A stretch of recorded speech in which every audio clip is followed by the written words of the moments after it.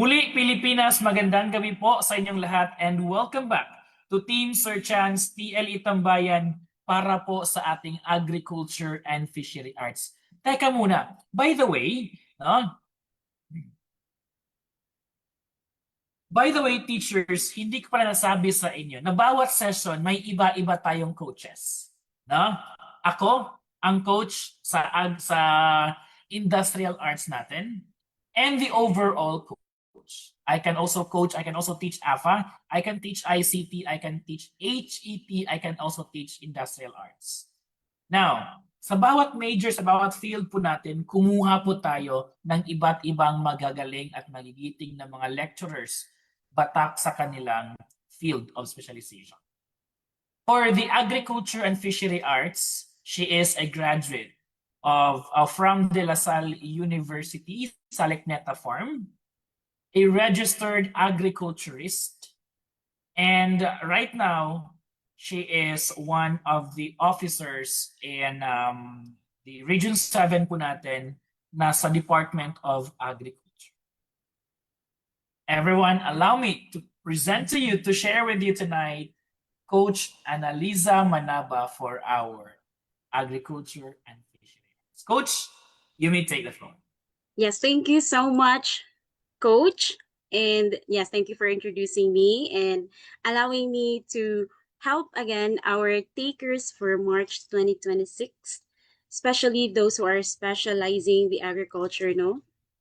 So I hope everyone is safe and on board for our discussion for this evening. So I have prepared lots of questions, but this will tackle only like the introduction in the agriculture. All right, so as I can see, we have 49 participants. No, in-encourage ko po ang lahat na mag-participate para po maging kahit hindi tayo nagkikita-kita in person, at least interactive naman yung discussion natin. Coach, alright, so by the way, meron pa pala tayong participant sa Facebook natin, Facebook Live natin, ano? Oh, yes, sorry. I forgot to. You may check our Facebook Live as well, Coach. Sige. Pero later on na lang pag siguro I know that you're struggling as well with your internet there, siguro, Yes. no? Sige na lang. Focus muna tayo dito ngayon sa Zoom natin. Alright. Tapos sa mga Facebook Live viewers natin, dyan lang kayo. Dyan lang muna kayo, ha? Siguro by the next bukas siguro or sa Monday, makikita na ni Coach Analisa yung inyong mga comments sa Facebook Live natin. Yes. Kasi I forgot na in-upload pala natin ito sa Facebook and recorded for this evening ang discussion natin. So, shout out sa mga Facebook viewers or live natin, no? So, hindi na natin pa tatagalin pa. Let's talk about agriculture this evening. Okay, so let me start. Again, this lecture will only cover some introduction, and later on in the next session, we will have a separate per branch in agriculture will have a separate discussion na mas ma-deepen pa natin yung agriculture na topics. Okay? Ayan. So let's start with our first question for this evening. So this refers to the science, art. I hope audible naman ako sa end yun kasi umuulan as of now. But yes, anyway, Coach. Very clear so number 1, so this refers to the science, art, and practice of cultivating the soil to produce crops, raise livestock. So we have here some options or choices. Teachers, letter A, animal science, B, crop science, C, agriculture, D, horticulture. Yes, the keyword here, it's the science and art, basically talking about cultivating and raising livestock. Yes, you got it right, guys. The answer is actually agriculture. Now, the rest of the choices are what we called as the branches of agriculture. Kasi nga, si agriculture, napakalawak niya. As we all know, science is very broad. How much more si agriculture din na parte ng science natin. So, when we say animal science, diba? Animal science is parte siya dito sa raising livestock. So, branch in agriculture that focuses on studying domestic animals especially on their biology, care management, and production. Now, pag tinanong niyo ako, like, Coach, anong kaibahan ni animal science kay veterinarian? Kasi, di ba, may naririnig tayo like mga vet meds. Veterinary and medicine are actually focusing on how they treat and cure diseases. Well, for animal science, it was created alone, no, for its management on how to care the overall health, at the same time produce. So paano siya natin ipaparami para meron naman tayong market in terms of animals. Okay, so it's the overall study of animals and how to produce and care. Now, there are some cases, kasi in agriculture, we have din mga animal science major, they can actually provide medication but not as deep as with the veterinarians. So, baka kasi ma-confuse kayo. Kaya may mga animal science major in agriculture din at different din yung sa veterinary and medicine. Okay? So, next branch of agriculture is we have here letter B. It's a crop science. It is also the study of cultivating and managing crops to increase their yield, quality, and sustainability. So, sa crop science, and lastly pala, meron tayong horticulture, isa ding branch of agriculture. 'Di ba? Kung nakikita nyo yung parang similarity ni crop science and horticulture. But then again, crop science only focus on those crops that are economically important. So, ano yung mga economically important natin na mga crops? Like rice. 'Di ba? Hindi tayo nabubuhay pag walang rice or di kaya corn. No? Cassava, yan yung mga economically important natin na crops. Well, for horticulture, they are more focused on the art and science and technology of growing plants for food, medicine, and aesthetic purposes. So, kung i-deepen pa natin si horticulture, actually, meron pa siyang mga under like specialization. Like, for example, landscape horticulture, di ba? Sila yung parang nagpo-focus on how they use and they use plants for or as an ornamentals for designs and how they construct it, like make it attractive to our eyes, no, adapting the growing economy. So yan yung mga landscape horticulture. Well, while there also another specialization under horticulture, yan yung floriculture yung tinatawag. Sila naman yung nagfo-focus on how to grow flowers. Okay? Well, we also have under horticulture, ito pa rin tayo ha, we call it pomology. They study on fruits and nuts production. So, napaka-broad talaga ni horticulture. Okay? Now, since we are talking about branch of agriculture, I hope nakuha niyo naman, di ba? Agriculture, meron siyang mga branches. Let's proceed to another branch, which is in the question number 2. Yan. Sige. Question number 2. This is a branch also in agriculture that deals with how producers, consumers, and societies use scarce resources in the production, marketing, and food consumption. Is it A, agricultural economics, B, agricultural engineering, C, agronomy, D, livestock?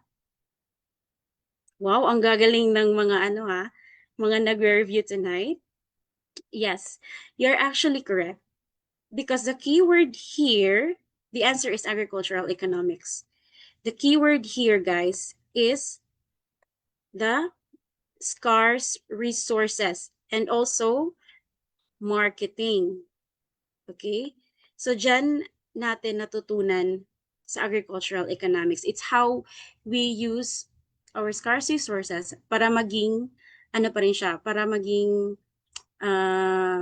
para may income pa rin yung farmers natin if they are going to market their products.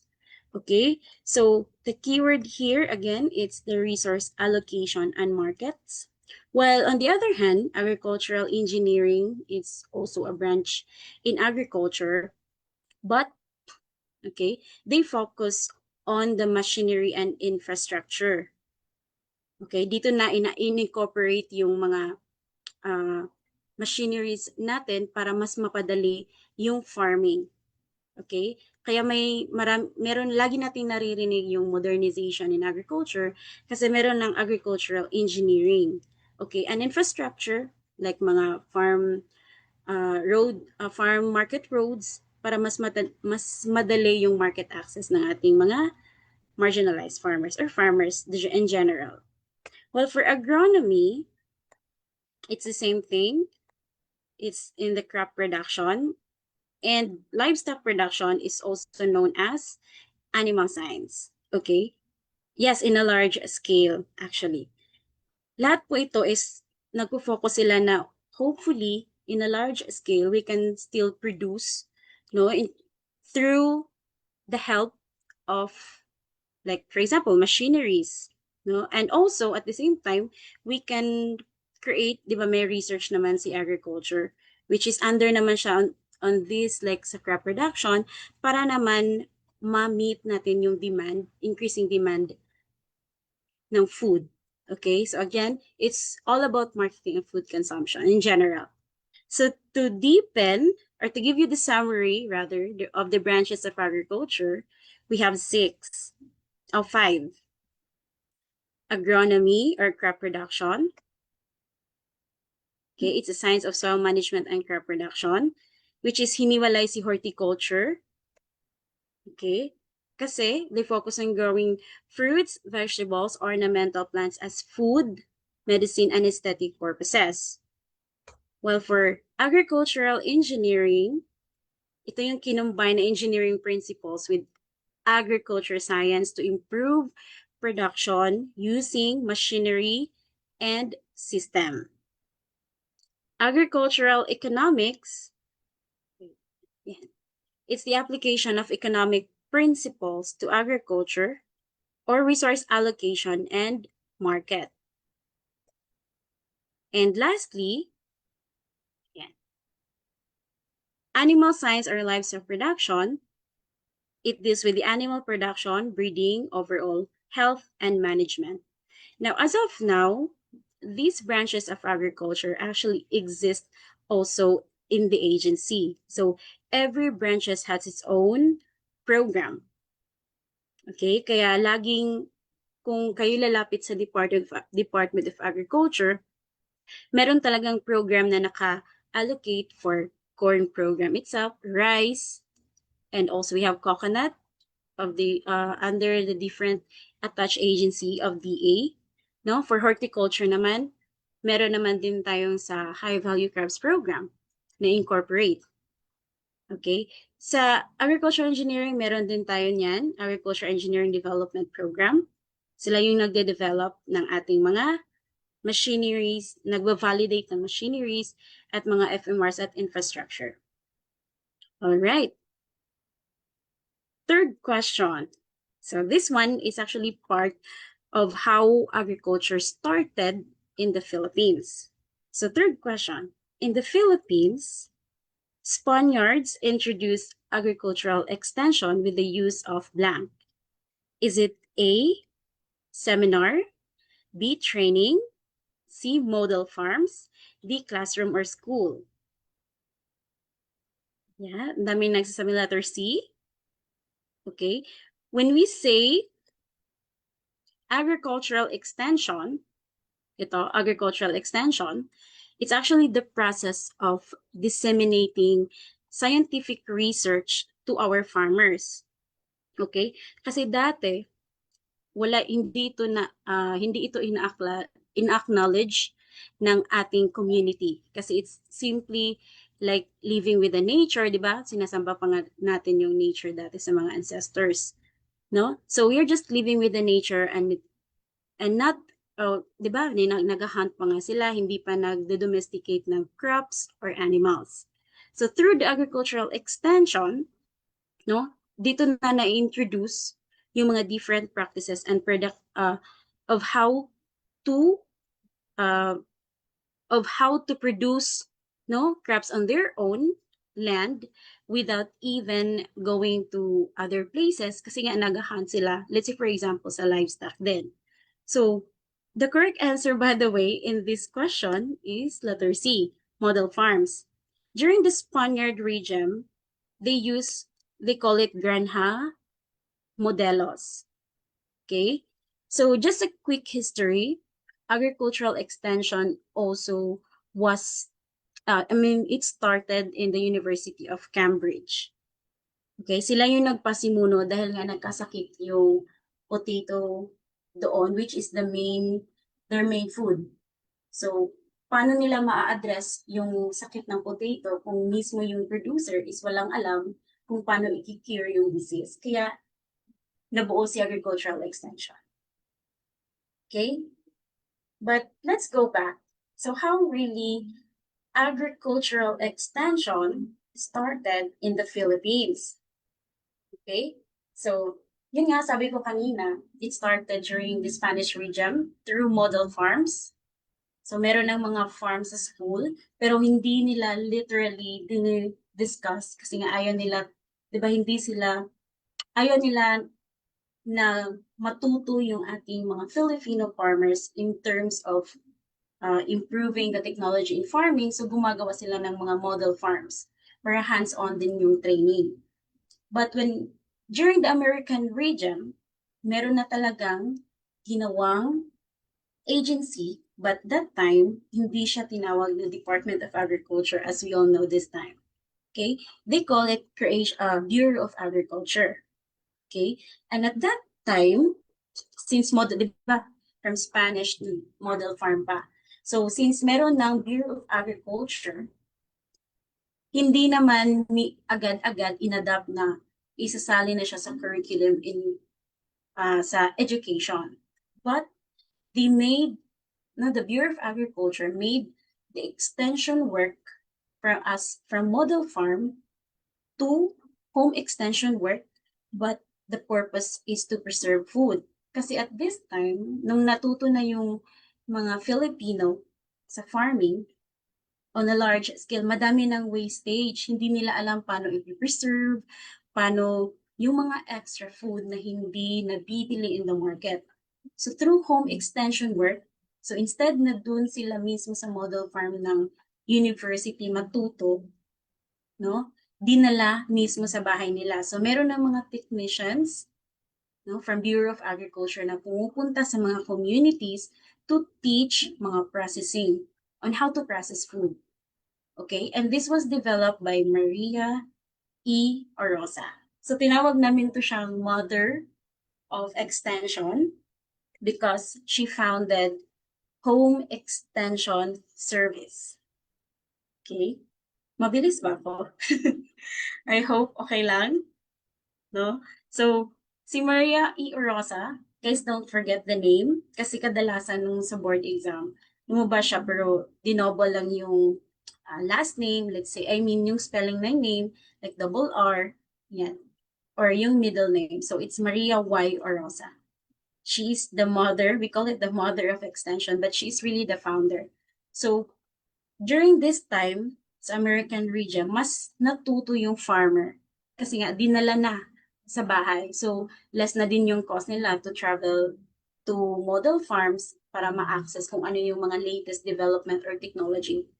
Now, from American regime, yan, inadapt naman after tayo na-invade after Japanese occupation. But they call it this time as training and visit system. So dito, nabuo yung mga community development. No? For discovery, yes, ketchup from banana. Tama po yun. Si Coach pala. Yes, tama po. Siya po yung nakadiscover din ng ketchup. So, after Japanese occupation, doon na inadapt yung training and visit system kung saan meron ng mga community organizer, no? Na instead na purely agriculture yung ituturo nila, no? Na from processing, production, hindi na nililimit yung ituturo. Kumbaga, parang all-in package na. So, aside from teaching agriculture, they also train the mindset of the farmers. So, it's like social mobilization. It's like they develop because they find out na parang hindi ata dahil lang sa mga farm practices natin kung bakit low yung production, there could be some factor like the farmer's mindset. No, it's about like timing of what to plant today, ganyan. So of how they adapt the technology kasi merong iba na matagal mag-adapt. So through training and visit na mas nakikita yung presence ng technician dun sa field, mas mapadali yung adoption ng technology. Mas madali din yung pag-adjust ng mga problem ng farmer kasi nga on the spot, no? Meron silang nakakausap na technician at nako-consult kung ano yung pwedeng gawin nila kung may mga peste sa field. So this is the better way, no, of teaching agriculture, the training and visit system, which we are actually also practicing as of this time. But it's under the community organizing development na din na trabaho, which is the same with the DSWD, no? Parang ganon, sa SLP sila yung nag-a-assist. Then, or we call it area coordinator sometimes. So, they train and visit farmers through this system. Now, recently, after tayo sinako, no? So, hinayaan na tayong gumawa ng mga batas. And recently, we have here the Republic Act 8435, or also known as Agriculture and Fisheries Modernization Act, or AFMA. So parang napaka-perfect ng batas na to kasi nga yung goals niya, kita niyo naman 'di ba? Una, food security. Okay? Poverty alleviation and social equity. Of course, increased income. Then 4, global competitiveness, and 5, sustainability. Na until this time, ina-adapt pa rin natin yung AFMA from planning to implementation of the different programs of the agency. So siya yung parang nagsisilbing guidelines kung ano yung gagawin natin in the agriculture sector, kung yung ibibigay ba natin na interventions is naaayon ba sa goal ng food security, na-increase ba yung income ng farmers. Yan, ito yung AFMA. Okay? Now, by the way, sa Spanish region, sa model farm, nakalimutan ko lang sabihin na limited pala yung crops at that time na ginagawa nila ng model farm. So, yung crops lang is like sa rice, corn, and tobacco or tobacco. So, siya, di ba? Tobacco. In a large scale production. Lahat na hindi nabanggit kasi rice, corn yung mainly na kinakain natin. So, yun yung ginawa nila ng model farms.